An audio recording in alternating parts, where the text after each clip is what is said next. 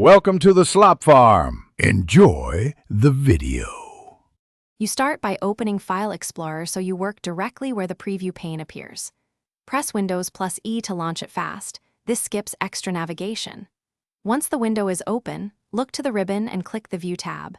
You want to expose the set of layout options. Make sure the ribbon is expanded. If the ribbon is minimized, press Ctrl plus F1 to expand it, because the preview pane control lives here and you need it visible to proceed. Now you remove the pane. Under View, click the Preview pane button to toggle it off, which hides the right side preview column. You can also press Alt plus P as a quicker keyboard shortcut. This directly toggles visibility. Once done, inspect the file list. Space returns to File Details and Navigation.